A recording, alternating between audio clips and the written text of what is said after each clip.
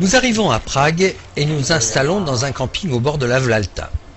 Mais seulement voilà, aujourd'hui, c'est la fête sur l'eau, avec une compétition de kayak, et le camping est envahi jusque vers 17 h. Après, nous verrons peut-être plus clair.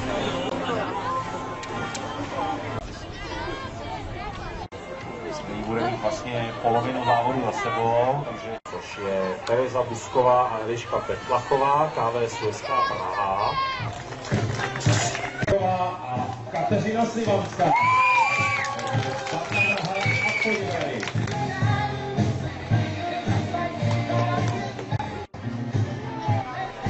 Lundi 3 mai, nous découvrons Prague. Le tramway et les transports en commun sont rapides, agréables et pratiques pour arriver rapidement en centre-ville.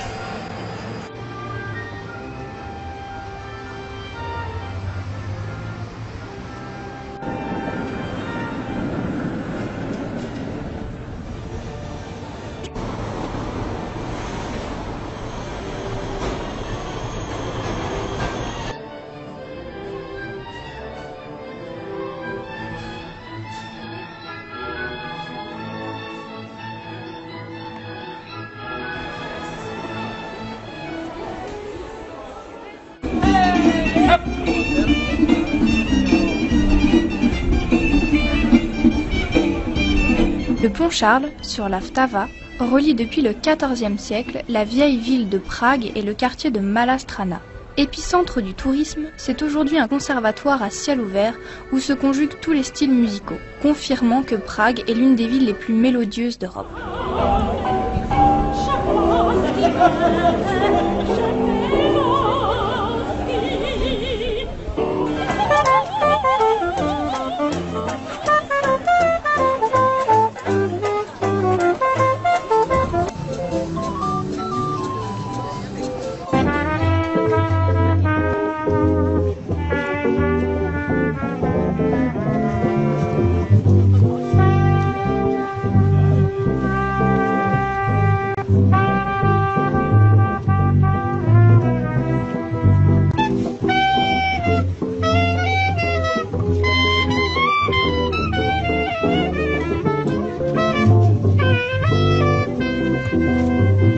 Si la capitale tchèque offre des concerts classiques à profusion, les séjours de Mozart ou Mahler sont inscrits dans la mémoire collective, n'est pas pour autant Dvorak ou Smetana qui veut.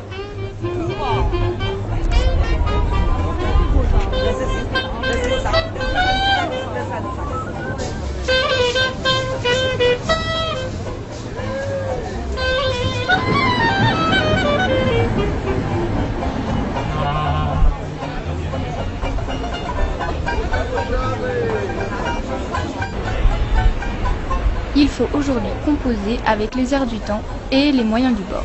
Disney au Limonaire côtoie alors Gounod et Bizet, le folklore médiéval à la bombarde tutoie Ellington pour le bonheur des passants.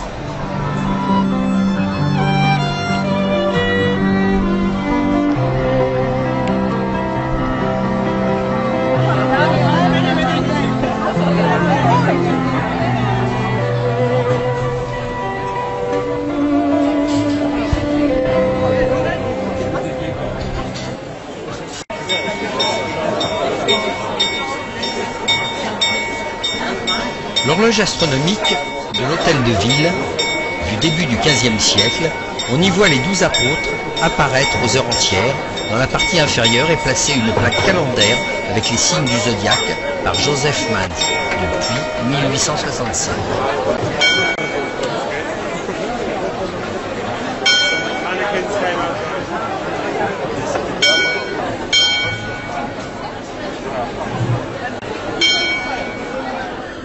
T'es encore en train de me choper là. Elle est presque finie ma nièce là.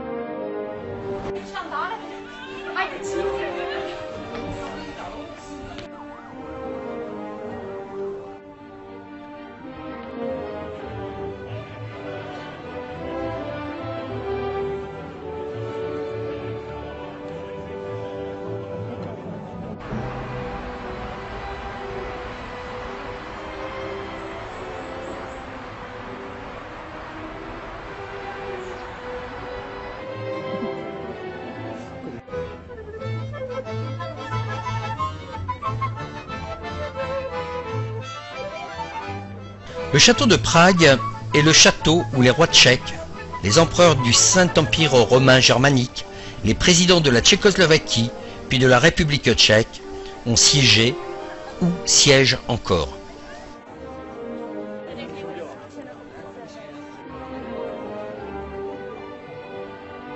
La cathédrale Saint-Guy est située à l'intérieur du château de Prague. Elle est un excellent exemple d'architecture gothique et est la plus grande et la plus importante église du pays.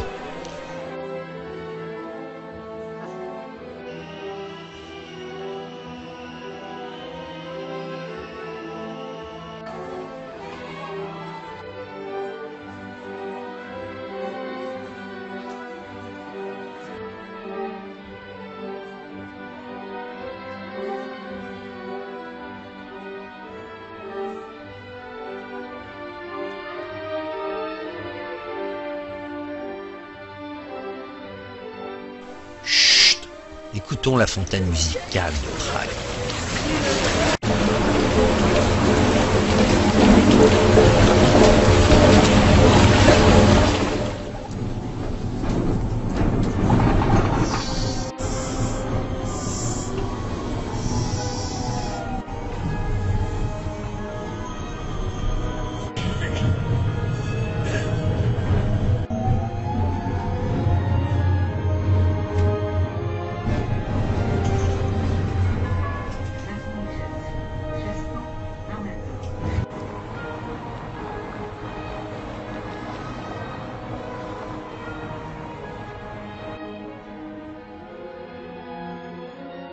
L'ancien ghetto et le cimetière juif de Prague rappellent la ville juive longtemps auto-administrée.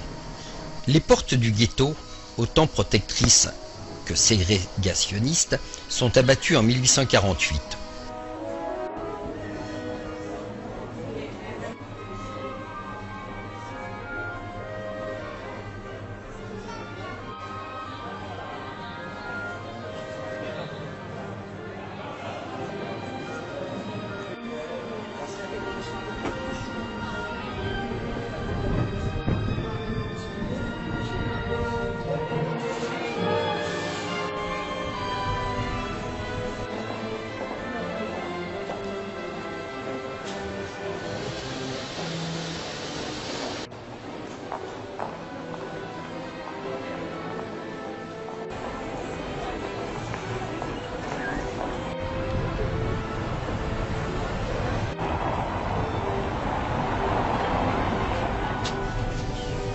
Nous quittons Prague par le tramway en nous promettant d'y revenir par des jours plus ensoleillés.